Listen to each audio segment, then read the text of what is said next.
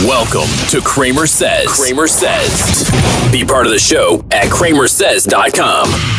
Interact on Twitter at CramerSez. Now, Kramer Says. Welcome to the show. My name is Kramer. This is the Kramer Says podcast. It is Monday, March 27th. Did you see all the cops out on the roads over the last weekend here? Everybody was looking for you because they're the end of the month and they got to get their tickets, their quota. Yeah. Hey, my name is Kramer. This is the Kramer Says podcast. Let's get right into it, shall we? For those of you who don't know, we do this every night every weeknight at 10 p.m. And we're looking for your phone calls at toll-free 877-619-3899. That is 877-619-3899. Love to hear from you. Before we get to the phone calls, though, today's podcast, if you didn't catch it yet, if you haven't caught it yet, we're kind of doing a couple of different things a day now. From time to time, I will do a podcast in the middle of the day, meaning I'll go and have a conversation with somebody that we probably won't air here, but that you can catch on the podcast. You can get that on Apple, Amazon, Spotify, and iHeart now. We just launched on iHeart. But we talked to Paul Chesser today, and Paul Chesser is the director of corporate integrity, the Corporate Integrity Project at the National Legal and Policy Center. They're a watchdog group in D.C., and what they're basically doing is they're taking on Wall Street and the power elite by taking the battle to the boardroom. And they're taking on ESG. If you're not familiar with what ESG is and the dangers that it poses to you and your family on a daily basis at this point, I suggest that you do a couple of things. Go check out the podcast from today. Go over and check out what they're doing at the National Legal and Policy Center. Now he just does the Corporate Integrity Project. The NLPC is into a lot more than that, but you want to go check them out at nlpc.org. You'll also want to go look at this new movie called The Shadow State over at the Epic Times. If you've got a subscription over there, I believe that you can see it for free if you give them your email, but it'll give you an opportunity and an insight to look into the shadow state, one of the scariest things that's going on, and the use of ESG. If you don't know what it is, take those three resources and run with them. That was today on the podcast. Tonight, it's live. We want to hear from you. 877-619-3899. Over the last few days, there's been a lot of attention being given to the banning of TikTok. And for some of you, you had a real problem on social media with me and really came after me because, well, I gave you my opinion and my opinion didn't align with yours, which is fine. I mean, you can think whatever you want to think. But let's get things straight here. I am not for the banning of TikTok, not because of what you think. I think it should be banned, but not for the reasons that you think it should be banned. You don't think it should be banned. Most people don't. If you watch TikTok, go to some of the other social media platforms, and what you'll find, though, is that is not the case, is that there are people across all walks of life from all backgrounds saying, hey, we got to ban TikTok. But you got to get outside of TikTok. If you're in TikTok, you don't see those. And that's one of the dangers of TikTok. Here's why I'm for the ban. You ready? National security. That's the number one issue. Let me ask you a question. Do you think that a foreign government should have, the sway, access to the ability to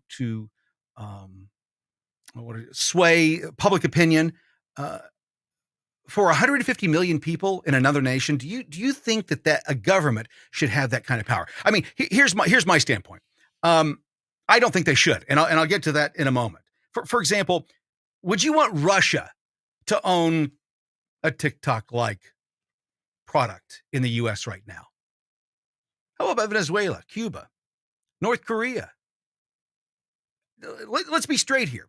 We have problems with our government censoring us, but we have ways to address that, to regress that. We can go in and actually talk to them. We can mandate. We have a process. We don't have that process with China. To allow China to have sway, influence over half the people in America, I think we got to take seriously as a national security threat. And if you're not taking it that way, then you're not being a grown-up about the situation, and you're not looking at it seriously. Moving on to why I don't think TikTok should be banned. Yeah, I can argue both ways, but mine comes from a completely different standpoint than what yours may at this point.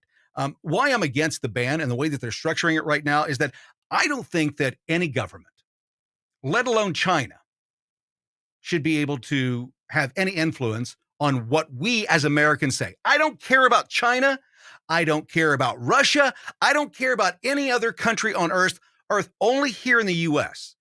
Oh, that's the only ground that I care about. And here, I don't think that any government, the American government or the Chinese government, should be able to have any sway, any influence over what we as Americans say. At all. Any way, shape, or form. So let's be clear. The people on TikTok, a lot of them, if you believe what TikTok is pushing right now, they have the belief that you can't ban TikTok. If you ban TikTok, that is censoring American voices. No, it's not. It's not censoring American voices. What Facebook and Instagram and some of these other, Twitter was doing for the longest time, still doing to an extent to some, that's censoring Americans. What the American government doing is censoring the Chinese government from being able to influence you. Now, I'm not getting paid. I don't have any influence from anybody else. These are my own thoughts. I'm looking at it from the outside as a user and as a strategist for political, a political thought. You just can't have another nation having that much sway over the American people. Would you want Germany to have that much sway over the American people? To be able to push a button and push content out and influence 150 million Americans at one time? And here's what's amazing to me. When you go onto TikTok and you say anything differently than this, the algorithm pushes your content down. This is why the federal government must act against TikTok. If you get a different thought, let me know. 877-619-3899. I don't think government should be in the business of monitoring speech. And I don't mean just telling us what we can and can't say. Whoopi Goldberg on The View made a comment. I wish I'd captured it, but she made the comment, would somebody just write a book and tell us all the things we can't say? What can't we say? What will get us canceled? Because I would just like to move on with my life. Will somebody just write a book that says what we can and can't say? Whoopi, I don't know how to tell you this. I thought you were smarter than this. You don't need a book. We've got a piece of paper. It's called the Constitution. It says I can say whatever the fuck I want to say. For those of you who want to be governed, govern me harder, Daddy. Go write your book and you can abide by that. But I'm a citizen. I'm not a subject. The government doesn't tell me what I can and can't say. TikTok doesn't tell me what I can and can't say. Instagram doesn't tell me what I can and can't say. Facebook doesn't tell me what I can and can't say. I say whatever the fuck I want to say because I'm a citizen. I'm not a subject. I wish we would get more citizens to think this way. I don't want the Chinese government telling me any more what I can and can't say on their platform than I want the American government telling me what I can and can't say on Facebook, Instagram, Twitter, and the rest of them. Why don't you guys grow the fuck up and realize that? We don't have anything that we can do about TikTok. Oh, you like TikTok? We'll do another TikTok. We're working on it right now. We realized this a year and a half ago that this is where it was going to go. That's why if you go to CramerSezApp.com, you can get the first look at what we're doing. CramerSezApp.com, CramerSezapp.com. I've told you what I think, why TikTok as a platform owned by the Chinese government should be banned in the U.S. They sell it to a group of Americans. They remove the Chinese government from it completely. We ensure that it's been scrubbed and it's owned by Americans in America. Got no problem with TikTok staying. I think it's a great platform for what it does. But China's already said that won't happen. So if that won't happen, and China, the Chinese government is telling you it's never going to happen, that would be a transfer of their intellectual property that they will not allow, I think is the verbiage that they used. If that's the case, doesn't that tell you everything that you need to know about the platform? I think it does. You know, I'm 1,000% in opposition to the U.S. government having anything to do with overseeing what we say online, regardless of anything else. And if you haven't seen this new Restrict Act, you got to go take a look at it. because that's exactly what they're trying to use this TikTok ban for. They want to push in language, a new law that allows the executive branch to determine what a violation of the First Amendment is. Not the courts, not Congress, the Biden administration or the Trump administration. You see how dangerous this is when we start playing with speech and start letting the authorities think that they have the authority to limit our speech and come in and they tell us what it is? What we need to demand from Congress right now, today, this moment, what we need to demand from them is the common carrier provision with social media, the internet, just like we have on the telephone. You get on the telephone, nobody jumps in on your phone call and says you can't say this or you can't say that. I'm sorry, you've broken a Verizon community guidelines violation. You can't go on and say what you want to say because, well, you've broken the law. If you don't start acting, folks, if you don't start standing up, and if you don't start thinking for yourself and thinking in the same exact way and demanding that your politicians do what they're supposed to do, and what is that? Protect your rights, not infringe, protect. It's getting harder and harder and harder. It's getting a lot harder to tell the difference anymore between who the enemy is, both foreign and domestic. Sound familiar? Excuse me. It's getting really hard to tell who our friends and who our enemies are anymore. And it doesn't matter what side of the aisle you're looking. Everybody's they're scrambling to take advantage of this moment in history because they know that we're in disarray, and that's when you can get what you need. Just like when they slammed through the Patriot Act after 9/11. They've used the provisions in the Patriot Act and other actions since. The actions, the laws that were put in place to protect us, they're now utilizing against the American people. If you don't stand up, if you don't start to say, hey, listen, we're not going to take this anymore, they're just going to continue to take. Now, when I say this, I want you to fully understand that they're not taking your rights. They're not physically taking them. You're physically giving them. And they're willingly taking them. Does that make sense? If you don't defend a right, you don't have the right. If you don't stand up for yourself, who's going to stand up for you? Me? You're at the mall and you're having a problem with the security guard because they want to check through your bags. It's a Fourth Amendment violation. Do you want me just to show up on the scene and be your hero there? Or are you going to do it for yourself? Stand up for yourself. No, you're not looking for my bag. You want to arrest me? Arrest me. I will own the mall. I'll have your job. It's a violation of my constitutional rights. If you don't defend a right, you don't have the right. I'm going to say it again. If you don't defend the right, you don't have the right. Do you know how I know? Do you know how I know that if you don't defend the right, you don't have the right? Racism. That's how I know. In the 50s and 60s, brave men and women stood up and decided to stop taking what they were being dealt. They decided to make their voices heard. And we'll get right into that right after this message from Tusk, our sponsor.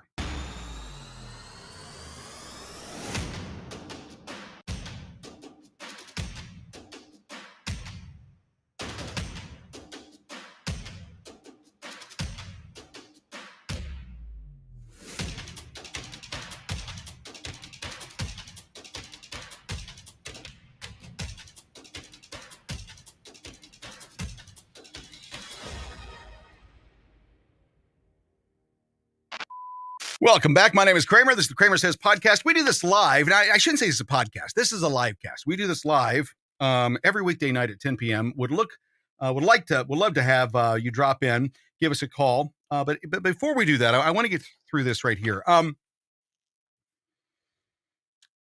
Racism is how I know, and how the black people in our community and in our country were treated for years. That's how I know That's how I know that there's a way forward. That's how I know that we get our country forward. Those are the lessons that we must apply here as well. Let me give you an example. Racism right now is in such short supply that Democrats are having to invent it. Remember the Jussie Smollett deal? I mean, even Dave Chappelle said that Juicy played that just a little bit too hard. But when I was a kid, now I'm old, but I'm not that old. When I was born in '65. So by the time 75, 80, that I really understood this topic, I had grown up in a completely different environment, America, than my parents had. And the stories of racism that I remember, and if you're my age or maybe a little older, a little younger, maybe if you're older, you remember them actually happening. I don't. But blacks and whites couldn't use the same restrooms. When I say blacks and whites, it was people of color. So if you were Mexican, Indian, and when I say Indian, American, Eastern Indian, I don't even know what to call it anymore. I'm probably stepping over my dick here, pissing some people off. But anyway, you couldn't, only whites could use the restrooms. It was whites only. And you had to determine if you were white enough to go in. Restaurants, nope, segregated. Hotels, motels, segregated. Drinking fountains, segregated. Public pools, segregated. Housing, segregated.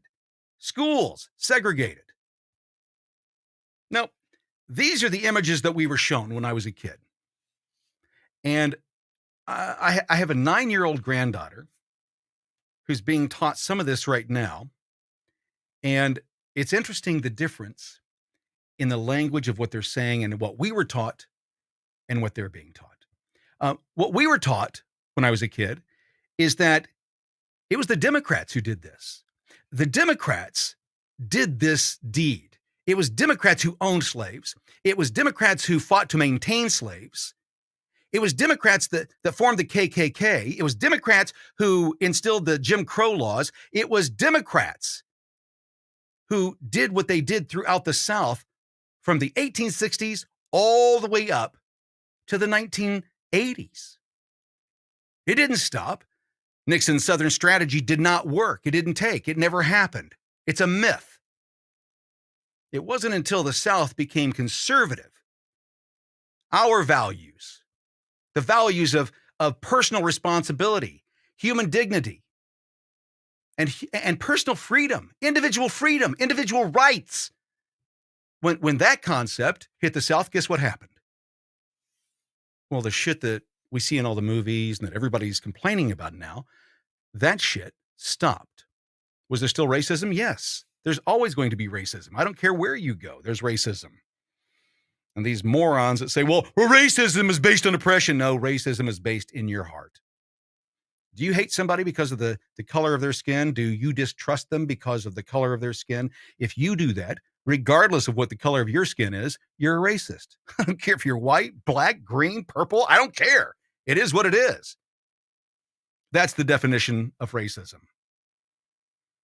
Yeah, we were taught that it was the Democrats. We were taught that it was the Democrats who had developed an ideology and they could justify owning other people. And today, instead of enslaving people, they just want to enslave minds. Let's take a look back at what I remember as a child and being told. Listen to this. A bus carrying a mixed group of whites and Negroes started across the South with the announced intention of testing segregation in bus terminals, which had been ruled out by the U.S. Supreme Court. The bus was attacked in Alabama, its passengers injured. Next stop, Jackson. Mississippi had observed Alabama's handling of the riders and decided upon another course. The bus was loaded with armed troops and followed by 16 patrol cars and an airplane. All this at a cost of thousands of dollars a day. Jackson citizens watched by the hundreds, jostling each other for a better view. Swamped by the Khrushchev-like protection, the Freedom Riders stepped off the bus, some still bearing the bandages of their encounter with Alabama. They made their way through the surrounding crowd to the inside of the station. Some walked to a restroom marked white only, others to the white only coffee shop. A policeman ordered them to move on. They stood quietly. Another order, Then each was arrested and led outside to a waiting paddy wagon. There was no official mention of segregation or integration. The charges were breach of the peace and inciting to riot. The trial was short. The sentence, a $200 fine, which was suspended. The suspension was refused, and the riders elected to work it out on the county jail farm. Observing Alabama. That's what racism was like 10 years before. Well, probably the year I was born as well. It still wasn't great. But this is nearly 60 years ago. This is what we're talking about today. That was the racism that we were told we couldn't do. I agree. It's hateful. It's harmful. Humans should not treat each other that way. We didn't. Us Gen Xers, we didn't. All of our programming, everything was integrated. We don't give a shit. No. It's the Democrats. It's the Democrats who care. Because, you see, we had started to work this shit out in the 70s, 80s, and 90s. And then suddenly somebody goes, hey, you know what? We can really get a lot of leverage if we start using race again. We can get a lot of business. We just use that race thing. We'll just tell them that they're oppressed and that they need us. And if they don't take our help, then those Republicans over there are going to slap him back in chains. Remember Biden saying that? Yeah. It's not Republicans. It's not conservatives. It's not those in the middle. It's the left. They have to put you in a box. They put you in a tiny little box so that they can judge you. That's all this ESG and social credit score stuff is. We'll put you in a little tiny box and we'll tell you what you can and can't do. And we'll tell you who and who isn't for you. You've got to listen to us. Don't trust them over there. They're insane. They're crazy. They're out to get you. They're going to put you back in chains. But what they won't tell you and what they won't educate you to is that if you don't understand your history, if you don't know what the Democrats' past is, you might believe them. You might take them at their word and say, you know what? I'm gonna take it your word and let you help me out. And then you go look at their communities, and we've spent trillions on the war on poverty, not just in white communities, but in all communities. And what have those communities gotten? Not better. They've gotten worse. Because the Democrat mentality is, give me your vote, and I'll make everything possible for you. Give me your vote, and I'll make everything happen. You won't have to do anything. I'll take care of everything for you. Just give me your vote. If you think about it, it's no different than the days of old. Give me your freedom. I'll feed you. You just got to give me the sweat off your brow. Give me your muscle. Give me your back. I'll take care of you. I'll treat you like you're supposed to be treated. How did that work out? If you go back and you read the writings of that period of the slave owners, they just patted themselves on the back on how they treated their slaves, the people whose freedoms they had stripped. Sounds familiar to today, doesn't it? How Democrats will pat themselves on the back about how many people are on these programs instead of patting their backs on how many people they've gotten off of them, how many people they've lifted from poverty, not how many people are using the tools of poverty, the government tools of poverty, but how many people they got off. They don't do that. No, they brag about how many people they have on, how many people are enslaved in the system. The mentality hasn't changed, folks. You just have to put it into context. Now, today, racism isn't like the old racism. No, that was too blatant. Today, it's subliminal, right? It's not obvious. It's got to be sneakier, right? And it's subtle and it's velvety and you've got to really read between the lines to be able to see it. How subtle is subtle these days? Well, it's this subtle. Oh, let me do this here. So Blackfaces. Digital blackface is when non-black people... Let's go back and start that over. Let's do this again. Here we go. Hi, Benji here, and I'm going to explain what digital blackface is. Digital Great. blackface is when non-black people use images or emojis of black people to express emotion online, often extreme ones like anger or disbelief. Sometimes images are edited to indicate blackness for this purpose. The intent may be innocent, but digital blackface, like the original use of blackface, exploits blackness through media for entertainment. The overuse of these images also reinforces negative stereotypes that drive racial discrimination. We can use images of people that are a different race. It's okay to enjoy popular culture.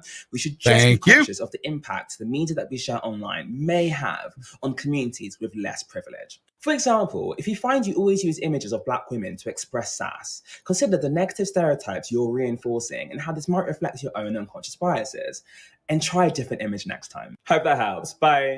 Well, there you go. You've been given permission to do it, but there are rules. Exactly what Whoopi wanted, right? Didn't she say, give me the rules. Just tell me what we can and can't say. Tell me what I can and can't say. Please tell me what I can and can't say, because I don't want to step on my own dick, and I don't want to get canceled. You see, there are a group of us. A lot of them are my age. There's some others that are younger. Thank God. We're not going to play this game. We played this game on the playground when we were kids, and we beat up those bullies. We're not going to play the game that you want to play. We do not want to play this bullshit game where we sit here and we wait for permission from a 19-year-old or even Greta Thunberg. We got to get her permission to fly in a private jet. She can do it whenever she wants. John Kerry says that's because they're doing more than you and I are. That if you and I were doing as much as they were doing, then we could justify flying on a jet. Do you know why a private jet? Do you know why I can justify flying on a private jet? It's easy. It's very simple. It's very simple. I'm a citizen. I'm not a subject. I don't need some long-toothed motherfucker telling me what I can and can't do while he does it. Listen, I don't care. If you outlaw something, fine, outlaw it. But live by the law. Don't outlaw booze, and then I find out you're fucking sucking it down every night. Don't outlaw drugs, and then I find out you're a fucking crackhead, or your son is. Had to get that Hunter jab in there. So digital blackface is the new thing.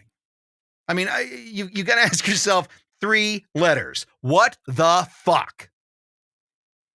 Does it get worse? Well, of course it gets worse. Then I thought somebody was barbecuing. I said, oh, Lord Jesus, it's a fire. Then I ran out. I didn't grab no shoes or nothing, Jesus. I ran for my life. And then the smoke got me. I got bronchitis. Ain't nobody got time for that. Remember that video from a couple of years ago? Maybe you shared these images on your screen right now. If so, according to CNN, you are a bigot. Literally, you're a racist. Okay. Quote, if you're black and you shared such images online, you get a pass. But if you're white, you may have inadvertently perpetrated one of the most insidious forms of contemporary racism. You may be wearing digital blackface. Right.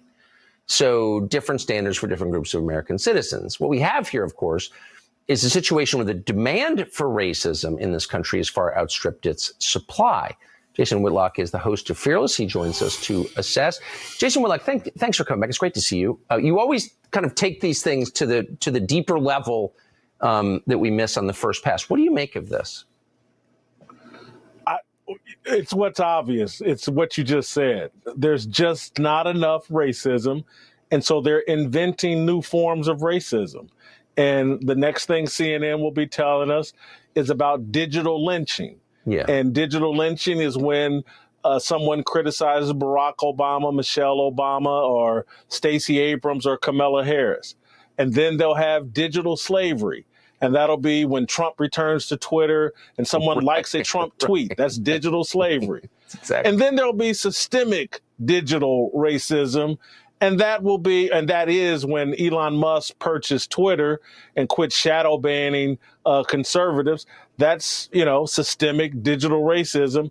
They got to come up with this stuff because they're hiding from the fact, they're trying to cover the fact that while anti-black racism has decreased in America and everybody can see it, anti-white racism has increased in America, and anybody that's not have their head in the sand buried can see that. And so they're just covering up the fact that anti-white racism is out of control. No, the president's doing it. Everybody over social media is doing it. And they want to hide from it by creating, this digital, you're doing digital blackface. It's a joke, Tucker. It's a scam. But the cost is, I mean, there are many costs probably, but one of them is the assumption that everybody in America secretly hates everyone else on the basis of race. I just don't, that's not the reality that I experience living in this country. It's not remotely the reality. But again, these organizations, CNN, most of corporate media, they're there to distract us from the truth. Right. The truth is that China, just like you did at the top of your show with Tic Tac, is sexually perverting young people. Disney is sexually perverting young people. They're normalizing this whole transgender thing and corrupting our kids and targeting our kids. They want us debating silly stuff, digital blackface, That's right, and not looking at the pure evil that they're imposing on kids. Yeah. If they were doing it to me and you, we could handle it. We can fight. They're doing it to kids. It's evil. It's wicked. It's satanic. Yeah. I agree. I couldn't agree more. And Tucker was on it tonight because, I mean, here's the thing, folks. You've got to you've got to start looking at what their agenda is. They've got us arguing about bullshit things that don't matter in the big picture. Meanwhile, the dollar is weakening, the economy's tanking, and they're telling you, they're lying straight to your face, telling you, hey, guys, everything's good. State of the Union, awesome. Couldn't be better. While they continue to push this crap on you. Got you busy thinking about, is my child getting assaulted in school by a teacher or another student? Verbally or sexually. I mean, you take your pick these days.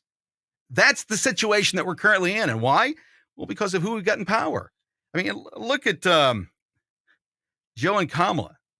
Have they made America better in the last two and a half, 3 years? Has it gotten better for you? Has the economy gotten better? Things gotten cheaper? Well, gas is down. No, gas is still up from where it was when they took office by almost $1.50 a gallon. You can lie to yourself like that. I won't lie to myself like that. And I won't let other people lie to me either. That's why when I heard this new survey, this new poll that was just being done, I said, I don't think I'm going to trust in that one just yet. I got to get some more details on this. This new poll says the following. 6 in 10 Americans don't want Trump to be POTUS in 24. I'm going to say that again. 60% of Americans don't want Trump to be POTUS in 24. Now, I know that number's up there, but two-thirds of the nation doesn't want him to be president, but he's polling higher than anybody else. They're saying that when it comes time to vote, that Trump's got the edge.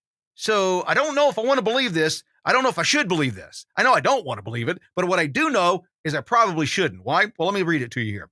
The majority of Americans do not want former President Donald Trump to be elected in 2024, while voters remain split on whether he participated in any illegal activity regarding his hush money scandal. You see how they got that in there? You see how they got that little dig in there? They could have left off that last part, but they didn't. They had to put that in there, right? They're going to do it again. According to the survey, 76% of Republicans, 34% of independents, and 11% of Democrats want Trump to serve another 4 years in the White House. I'm going to say that again. According to the survey, 76% of Republicans, 34% of independents, and 11% of Democrats, couldn't believe that one, want Trump to serve another 4 years in the White House. On the flip side, now you can't have it both ways, fellas. I mean, I'm sorry, you just can't. You can't say that 76% of Republicans, which is half the nation, right? 76% of them. And I get there's 24% hanging out there that they don't want him. I get that, right? But you've got 34% of independents. That's a substantial amount for this guy. And 11% of Democrats. Well, when you take the Democrats, I'm assuming that the Democrats are lying. There's probably more of them that want Trump back just because of the economy. So let's round that up to 15%. Because if I'm supposed to believe this poll, rounding up is probably a good measure. It's probably what they did. So again, according to the survey, this is this new poll that was just done, 76% of Republicans, 34% of independents, and 11% of Democrats want Trump to serve another 4 years in the White House. On the flip side, you ready? On the flip side, 89% of Democrats, a whopping 64% of independents, and 21% of Republicans do not want Trump to return to the White House next cycle. Okay. Well, those numbers kind of don't jive with the other polling numbers. Now, the reason I say I'm not sure if I'm going to take this serious is because this is an NPR Marist poll found that only 30% of national adults want Trump to be president again, while the majority of 61% do not want the Republican to serve another term in office. But the polling doesn't say that. The polling shows otherwise. So are they speaking their mind or are they wishing? Lines are open at 877-619-3899. If you want to call, give us a call right now. 877-619-3899. My name is Kramer. This is the CramerSez podcast. We are doing a live version every weeknight at 10 p.m. Eastern. We'd love for you to join us. If you've got a question or a comment or something you want to say, we'd love to hear from you at 877-619-3899. Closing all the stuff over here that doesn't matter. Let's see here. We heard from Amy tonight. She's been over on YouTube watching.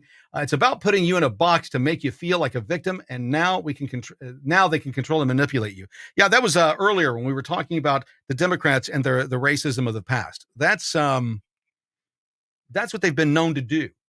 Is they want to separate people, they want to categorize you, give you your number, tell you what you can and can't do, and the more and more that we see this happening, and as blatant as it is, it's very obvious. It's extremely obvious that 5 to 7-year-old girls are running everything in our nation right now.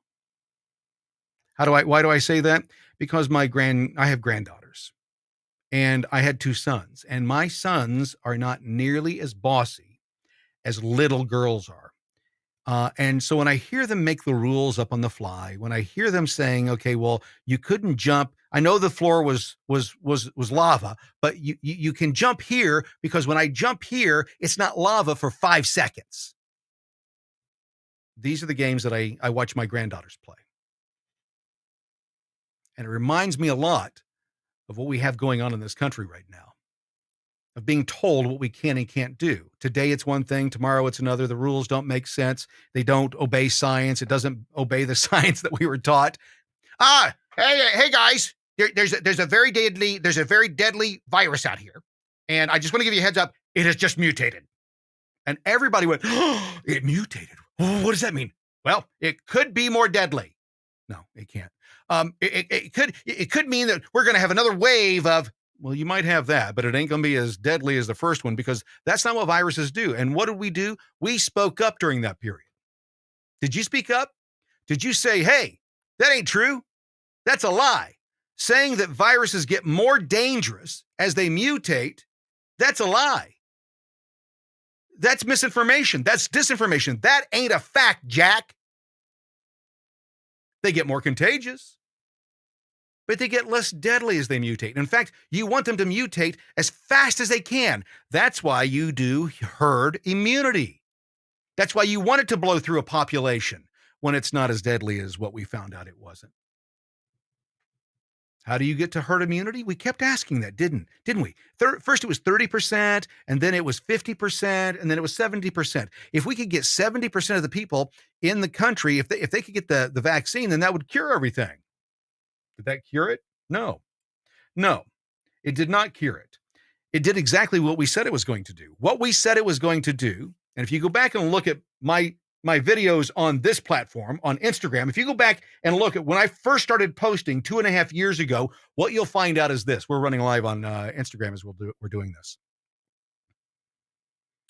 What you will find in my videos is I said that when we move forward, those that are going to die, the heaviest deaths are going to be from the vaccinated.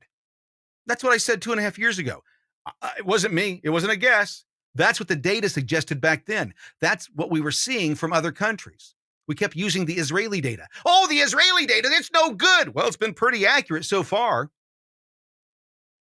They were the first ones to also start saying, hey, listen, we've got a problem. Nobody wants to look at it. People would talk. I mean, think about this. Think about this, folks. They got you. While you're talking about digital blackface, trans in your schools, CRT in your schools, and all of this other activity, they're moving past COVID, 2020, and everything that happened. They want you to forget it. Circus and bread and cakes. We'll give them games. We'll keep them entertained. And they'll forget the crimes we committed against them. That's what they're hoping for. If you want more than this, you've got to join in what we're trying to get started. It doesn't cost you anything. It doesn't do it. We're going to wait until the 2024 election. Why? Well, because the people in charge, those we've already put there, they've proven that they're not going to do what's best for us. And there's this romantic concept that there's going to be a revolution, a civil war in this country. Nearly impossible. We're too large. It'd be like trying to take over the continent of Europe or take over the continent of Australia. We're huge, folks. We're huge. And you can't take over 1, 2, or 5, or 10, or even 100 places in this country and hold the nation. Not going to happen, especially with our Second Amendment. So this theory of we're going to rush in and we're going to take ain't going to happen. The revolution has to be in the way that we deal with our politicians in this country. You see, it's become very evident that the people that are currently in power don't want to leave. They want more money. They want more power. And they're never going to pass any laws or any amendments that would limit their power. Never going to happen. So what do we have to do as people? What's our options? Well, we have two. We can try to overthrow them. We can try a military action of some sort across the entire country, but it's got to all happen on the same day, and everybody's got to all be doing the same thing at the same time, and nothing can miss because you got to get it all at one time. If you don't get it at one time, you're fucked. Not reasonable, not logical, not going to happen. But there is another action that we can take on one day where we all act in unison throughout the day and do the exact same thing, and it has the exact same effect. I don't care if you're a Republican. I don't care if you're a Democrat. If you're a Democrat and you're upset with your leadership because they won't do enough leftist things for you, they're not woke enough, get rid of the motherfuckers. Vote in anybody but the incumbent. Get people fresh to what you want. Get the old guys out. But here's what I'm going to ask you to do, because I'm going to ask my people to do the same exact thing. Demand that we have term limits. Now, I know that we have term limits. Term limits are the terms that they serve, 2, 4, 6 years. That's the term. Here's how we enact term limits. We vote for anybody but the incumbent. Now, what's the incumbent going to say? And what's their team going to say? What are their ads going to say? Well, you don't want to vote for John Smith over there. John Smith, he's the devil you don't know. Who do you fear more, me or the devil you don't know? That's what they'll tell you. That's exactly what I would say. It's marketing. Here's the thing. You know what? I'm tired of getting fucked by the same devil. I really am. And I think I'm going to change it up. I want to get a divorce from you. I want to see if there's some strange out there that I like. Something that yeah, it may fuck me, but it's not going to fuck me nearly as hard as you've been fucking me, because they're only going to be in office for 8 years or 6 years or whatever the term is. But we have to demand that our new politicians, left or right, when they come in, they say our only duty at the State House, if you don't have it yet, get it at the State House. If you don't have it with the mayor's office, get it with the mayor's office. If you don't have it with the dog catcher, get it with the dog catcher. They can only serve so long. Term limit them. And how do you get that? You get that from other people getting ready to run, and you make them commit to it. And if we can get enough people in this country committed to getting term limits across the board, you won't have Chuck Schumer. You won't have Nancy Pelosi. You won't have, what's Turtleneck over there in the Senate? Yeah. You know who I'm talking about. We won't have Collins, and we won't have, I'm trying to say things, Lindsey Graham, and we won't have these names that we've, in fact, in a perfect society, in a perfect culture, we probably shouldn't know the senator's name from South Carolina. I should know that name. I shouldn't have that memorized. He shouldn't be on the scene long enough for me to memorize his name. The only politicians that I should know of are the ones that are in my state and what they're doing for me and what they're doing for mine and what they're doing for you and yours instead of them. Because the system right now doesn't benefit us. It benefits them. So I'm saying that when these elections start coming around, we've got the primaries coming up, anyone but the incumbent. Now, there's a caveat there. There are a couple of incumbents that I know that I like. I think they're great people, and I know they're doing great jobs at what they're doing. That would be the caveat. If you know them personally, not we're kind of friendly with each other. I see them once a year or twice a year. No, I mean, you know them. You know their hearts. You know how they are. You know if they come home late at night, their wives and the husbands are always yelling at each other. The kids are walking around with bruises. You know the story, right? If you know them, they get a pass. You get to do whatever you want with them. But if you don't know them personally, they're not in your Sunday school class, or they don't work with you, or you don't vote for them. You vote for anyone but the incumbent. That's how we get change. And then we demand. You want to run in this, district, you want to run here, then you've got to give a commitment that you're going to work with everybody else to get term limits. That's the first job you do. Or when your term comes around again, we will get you out and run for anybody but the incumbent. If you don't start doing that, folks, if you don't start waking up and using the system the way that it's supposed to be used, you use it the way that they want. It's like playing craps. The money's not on all the big numbers. It's on the little ones they don't want you to bet on. The ones they make look like you don't want to be there. You don't want to be on the don't come. The don't come, that don't pass. That's how we make our money. You don't want to vote. You don't want to vote. You see what I'm saying? I'm convoluting voting with betting, because it's the same thing. They're wanting us to take a bet on them that they're going to go in and do what they said they were going to do. Here in the last few years, we've only had one or two people that I've seen that have actually done that. This last election, it was Matt Gaetz and Lauren Boebert. They stuck to their guns. They did not vote for McCarthy. Said they weren't, didn't do it. Good. You don't have to agree with it. You got to respect it, because they did exactly what they said they were going to do. They dug their heels in, and they got a bunch of stuff taken care of for the American people, Democrats and Republicans alike. A committee should not be able to hold up everything in Congress. That's not the American way. McCarthy doesn't have any more right to wield power in D.C. than you or I do. For him to hold those things up, or Pelosi to hold those issues up so that they can make money on them or attain more power, it's time they go.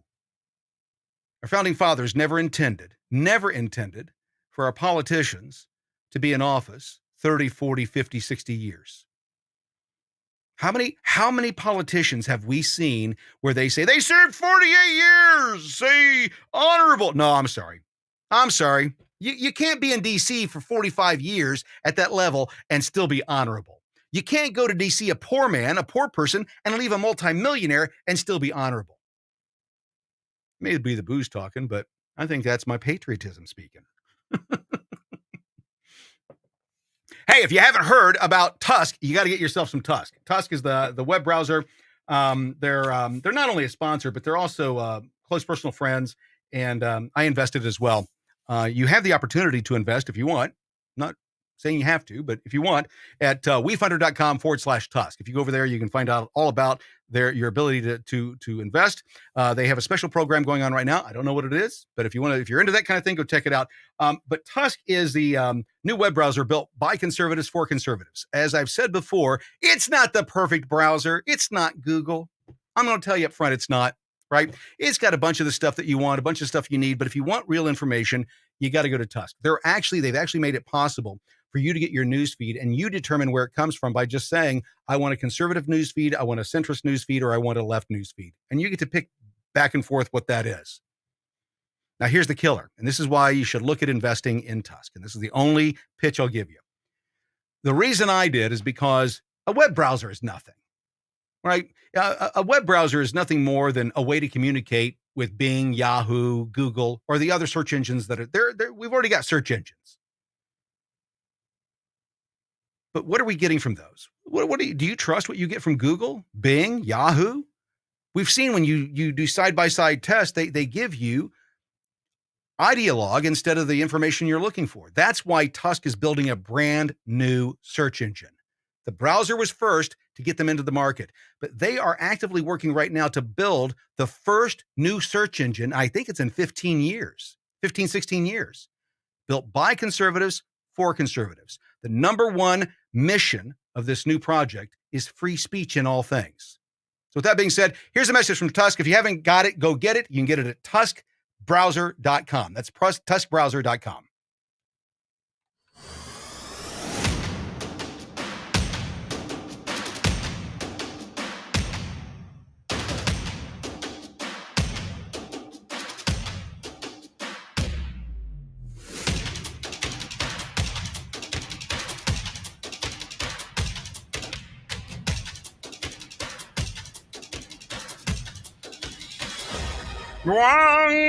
Welcome back. My name is Kramer. This is the CramerSez podcast, and you are live. We are, we've been doing this for about a week and a half. Maybe it'll start growing some legs and we'll get more phone calls. If you want to call, the lines are open. We got another 6 minutes before we descend into the darkness and I get ready for bedtime time. But the the number to reach me at is 877-619-3899. That's 877-619-3899. Lines are open. Can't wait to hear from you. If not tonight, then we'll do it again tomorrow night. You can catch us every weekday night at 10 p.m. It's interesting here in the last couple of days. I don't know if you saw the new James O'Keefe deal that broke today. It's very interesting to me. Let me bring this up real quick, see if I can find it before we leave here. He's got a new video that is circulating on Twitter, and it's quite interesting that it looks like what he's done is he's been able to track down a ton of mega donors. Let me see if I can find this here. I'm trying to locate it. It's hard to talk and type at the same time while looking for something you're not talking about. Let's see here. James O'Keefe. So I think this is it here. He has apparently been able to locate. Let's see if I can find it here. Is that it? No, it's not coming up. We'll have it for you tomorrow night. James, we'll do some information on James O'Keefe and what he's doing tomorrow night. Again, if you want to call, the number to call is 877-619-3899. It seems like it's a Monday night and people just want to go to bed. It's been a rough Monday already. With that being said, we're going to go ahead and close things out. Producer says it's time to close things out. Got it. We're moving on. Okay. My name is Kramer. This is the CramerSez podcast. We'll see you again tomorrow night, if not sooner. See you. Bye. Get more at CramerSez.com. CramerSez.com.